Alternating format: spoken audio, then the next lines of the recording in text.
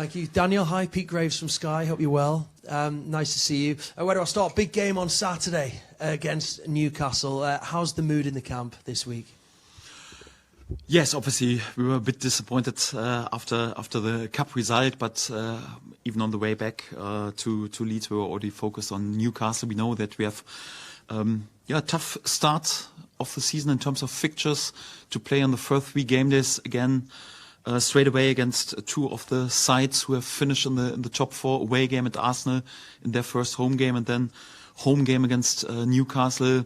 We know it's a tough start, but yes, sometimes you would wish to have this type of fixtures, perhaps after a Champions League game for them, when then they're not so much on it and don't have a proper week also to prepare. And this time was a bit the other way around. So we had a midweek cup game, but sometimes you can't choose. And for that, we were working so hard in the last 24 months to be allowed to play on this level again and to play against this best sides of the Premier League. And for that, we are excited. We know that in one game, especially in a home game at Elland Road, we always have a chance, even against the best sides. And for that, we want to prepare in the best possible way and are also excited about this game, yes. You talk about playing the bigger teams, maybe when they're a little bit after a big game, perhaps Champions League game. Newcastle are going to be without Alexander Isak. Anthony Gordon got suspended the other night. A few injury problems as well. So they might not be full strength. Will you be looking to take advantage of that?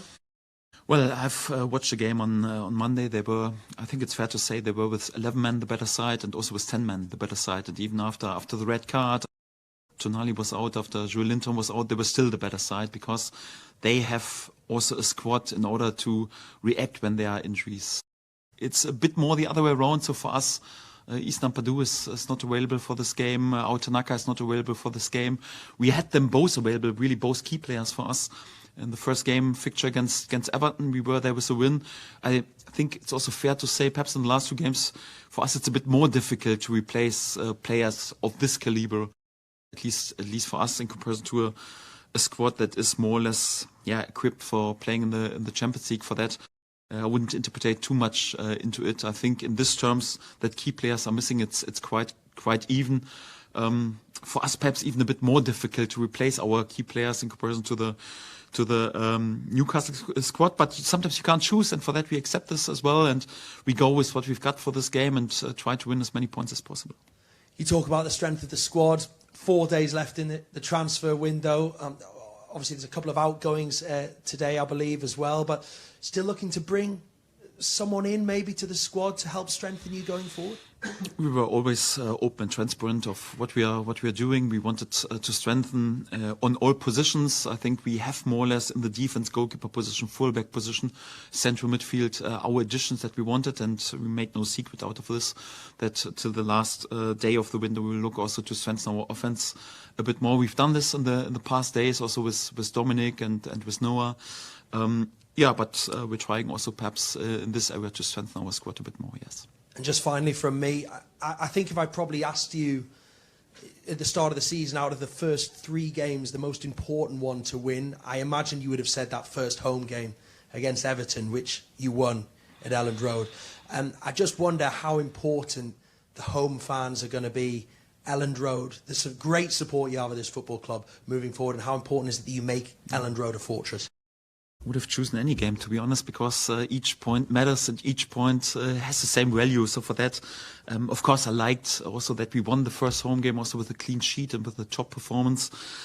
Gave confidence, and for a newly promoted side, it's always crucial that you become a fortress at home and win many points at home. But wherever we find the points and we can pick them up and we win them, we take this, because in the end we know we need more or less a point average of 1 per game. Then we have a great chance also to break the curse, to be the first of the promoted sides who doesn't go back straight away. I mean, I know it's a big challenge and a long road. We are only on 3 points. This is quite good, but 3 points won't be enough. So we have to make sure in each of the home game we fight for the other points. But believe me, we will also do this in the away games. Daniel, Isaac Schmidt looks like it's Werder Bremen for him and Valencia for Largi Ramazani. You wanted 2 offensive players to come in. Is it realistic to have, with those 2 players gone, to have 2 more players in by Monday night? Yes, first of all, it's not confirmed yet, but it's right. But I can confirm that we have allowed Largy and Isaac also to travel for, also talks with other clubs. So it's not confirmed yet, at least not as we're talking. But we expect that this will happen. And again, so for us, our main focus also like to strengthen our offense. Yeah, how realistic it is, I think it makes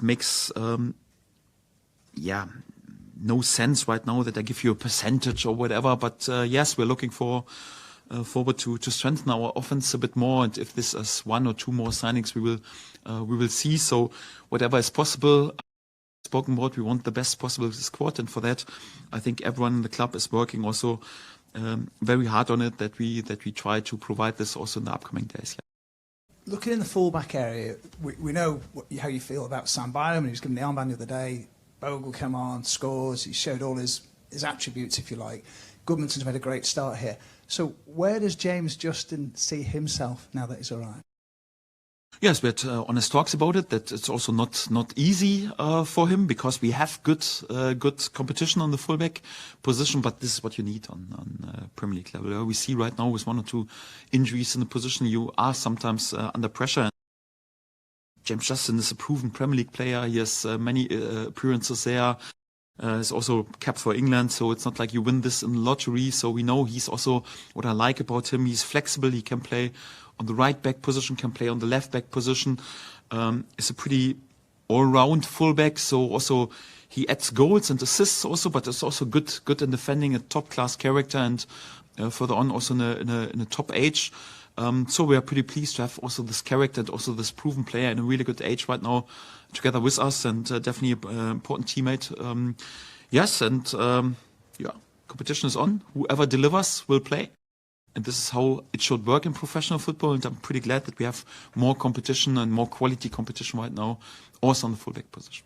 What's your thoughts on your midfield for this weekend, Daniel? Obviously, with two key players definitely out. Yes, it's of course a bit tricky, because we spoke about the value of Easton and also Ao. For us, there's no doubt about this. It's a bit thin, but we'll find some solution. We have also a chance perhaps to set up the midfield slightly different. We'll see what we do, so I won't speak too much in public before, because I'm pretty sure that Newcastle also watches perhaps what I say today. So for that, I don't want to give too much away, but we still have some options, and for that we are also quite confident that we sent a good starting lineup on the pitch on Saturday. And looking at the opponents, I mean, looking at last Saturday, Arsenal bring on 3 right backs in the end, with Ben White missing, all of them equally as good. You look at the midfield with Odegaard, the change there, equally as good. Would you class Newcastle with the same strength in depth as somebody like an Arsenal? Obviously, they have a few problems right now due to the situation around Isaac, and also due to the injury situation. But overall, I think Eddie Howe has done an incredible job, because I like a lot what he does. And for me, a quality manager is always defined over delivering over a long-term period. And this is what he does more or less in all his last clubs. So it's not like he has just one good month or one good season. He delivers really with consistency, and I think he has done an incredible job, and also has in his time also improved the squad also in depth. And for me, if you are able to the reigning champion, to dominate the champion in a game, although you play then more or less for the whole second half just with 10 men and also many injury problems during the game, and you still deliver such a performance, this is more or less a proof that you have a top group together.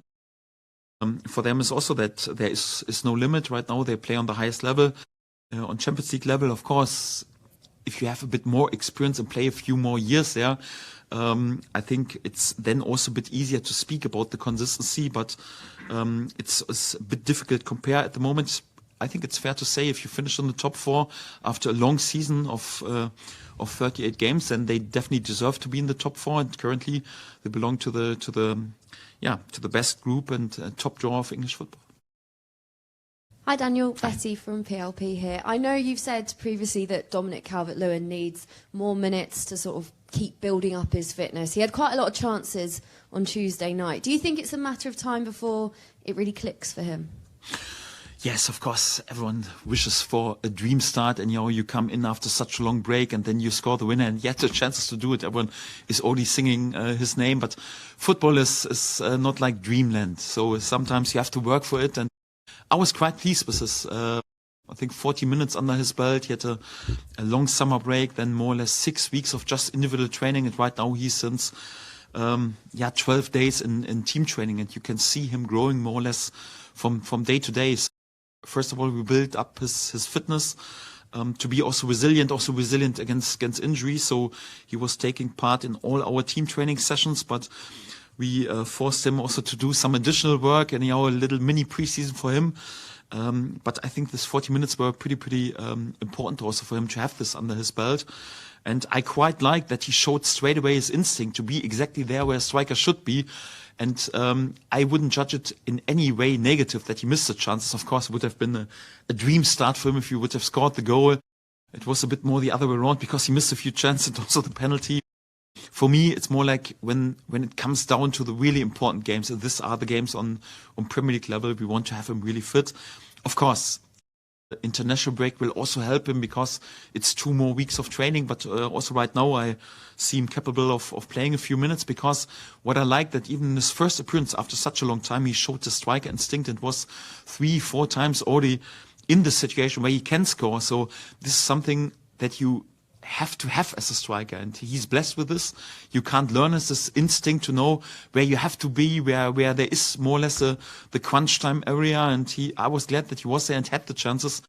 Yes, we'll be even more happy if he puts them to bed anyhow, and I'm pretty sure when he gains full fitness, he has the capability also to do this, and then he will prove that he's a very important player for us. And Noah Okafor obviously made his debut against Arsenal. Did you like what you saw from him in particular, and what would you like to see more of from him? I think there were glimpses of his class, so he brought himself into good situations. I think even in the first half and also in the second half, I think a great chance, and should have scored in this situation, should have taken one more touch anyhow, because normally it's the strength of him to score also in this situation. I think he also showed that he's capable to beat also with his pace and his creativity and his strength in dribbling players in 1-against-1 situation. He can do this more often and even a bit more brave, but it was also his first game in the starting lineup for us. So for that, didn't expect that he would win this game all alone. So for that, I would say a solid start, but also space for improvement. I also have to add and to say that he's more or less the only player who came out with a few doubts for this game, because after the game he spoke about some groin problems.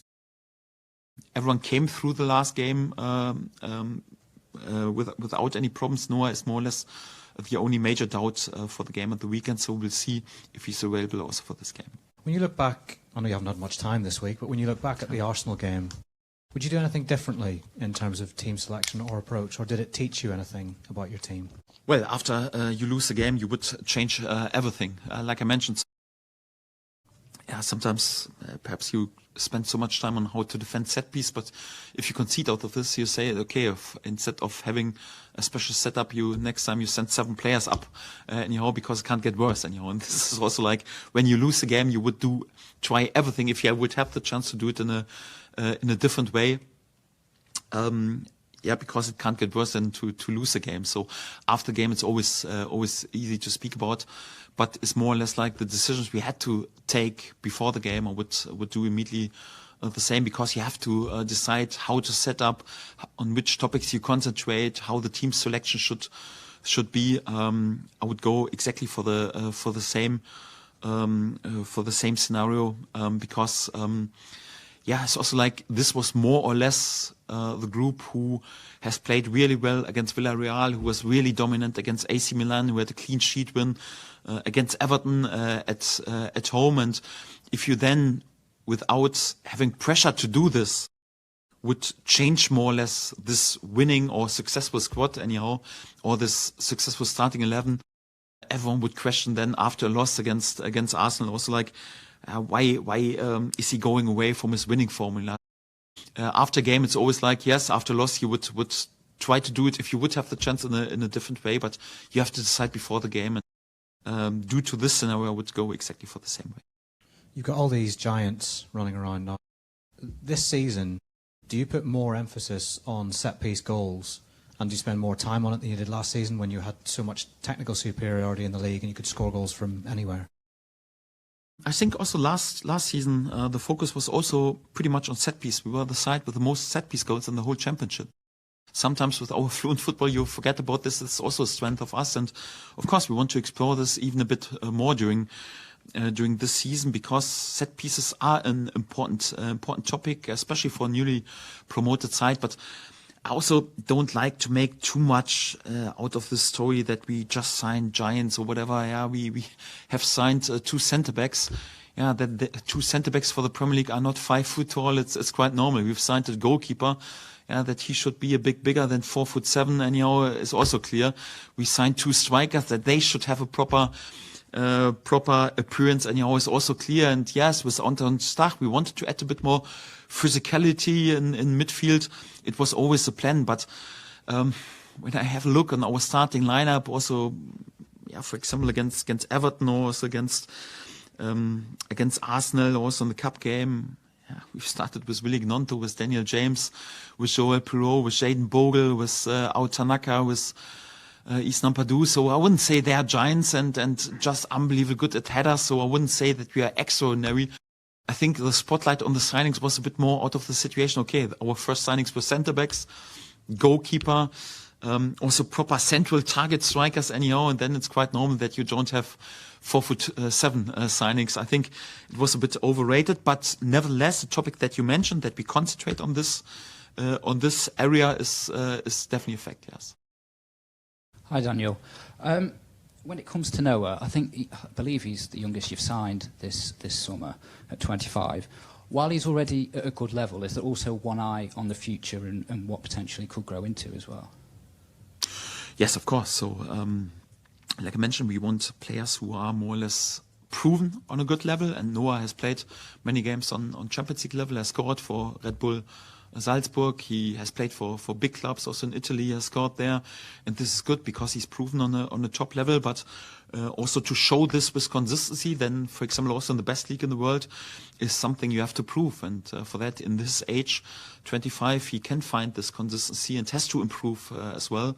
Also in different areas, and we also spoke with him about this before we signed him. And if we commit also to, I know nowadays it's not much money what we have spent, and perhaps for many of the other clubs it would have gone through like, okay, it's more like just a project. For us, it's relatively a high amount that we've spent on him. If we do so, we expect then also that he plays also important part in the future and can develop into something, and also hopefully can raise his value. So we wouldn't spend much money on a 36-year-old who has just 1 year to go. For that, it's, of course, the focus is on the here and now, and on this level you have to deliver straight away. But one eye is also, if we commit for us to a big sum of money, is also like we want at least to keep his value, or perhaps even to improve his value. This is also quite important, yes. Thank you. And when we spoke in Germany, we talked about the good communication relationship with Adam this summer. When it comes to this point in the transfer window, when it's getting towards like sort of the back end of it, how much contact do you have with Adam? I'm presuming it's daily, but is it twice a day? Do you have regular meetings? What does that look like? Depends. Once, twice a day. Sometimes it's 20 times a day. So it depends on. So when there's a game day, he leaves me a bit in peace that I concentrate on football. But when it's a busy day, yesterday, for example, no secret, was a busy day, many decisions to make. It could also be that whatever he comes 6 times into my office, or I go once or twice into his office, and it's more like the last telephone call is pretty close to midnight.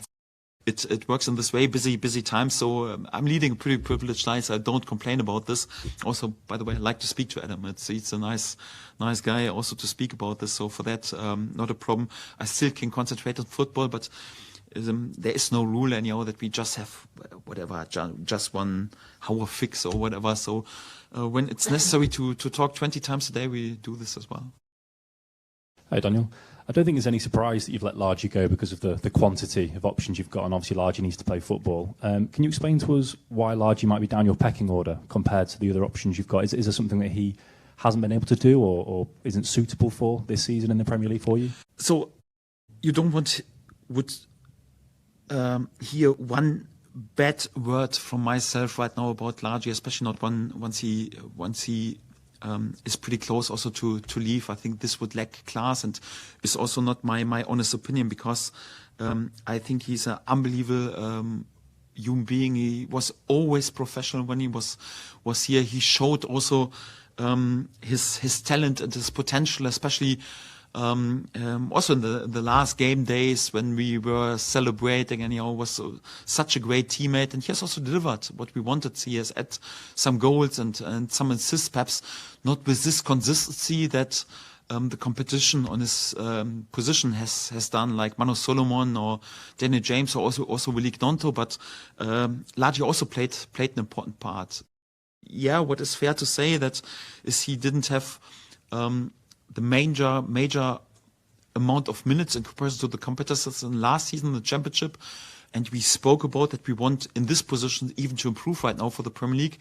And of course, and it's on this level even more difficult for him, if it was already difficult on Championship level to get more minutes, to get this, especially once we also want to improve on this position, enough minutes on Premier League level. And Largy is also a player who needs confidence and consistency in order to bring the best out of him. And I think it's also fair to say, when you play a lot in the opponent's half, anyhow, then he can work his magic and his creativity, and he can be then outstanding close to the opponent's goal, because he always does the unexpected, and this is a big strength. I think sometimes also, like for a newly promoted side, a few other attributes and skills are necessary, but again, so you won't hear one bad word from me for Largy. Feel pretty honored and blessed that I was allowed to work with him for the whole year. So we had also a great relationship, and could always count on him. I really wish him, really from the bottom of my heart, just the best, because he deserves it. Great teammate, also great human being, and a really good football player. I hope he can show this right now also in Spain. And if this will be confirmed, then in a few hours, and fingers are crossed for him. He's a great footballer. If you are going to add the one or two attacking reinforcements that you would like in an ideal world, does that then mean that players like Brendan or Jack may be allowed to go out and get minutes in a similar way for the similar reasons? We want competition right now, and right now let's see what really will happen during this window. I think it's too early to speak about and to judge what happens, but as it stands, they're pretty much in my plan. So it was also no coincidence. If it wouldn't be in my plan, wouldn't have started them both in the last cup game, also in the Everton game. They came into the game, and it's also fair to say that they inspired the game and played an important part, that we won this game also in the end. So for that, they are also pretty close. And also pretty important for our group. And you need competition on this level. It's not at the moment that our group is too big. So for that, I don't expect that there will be more outgoings.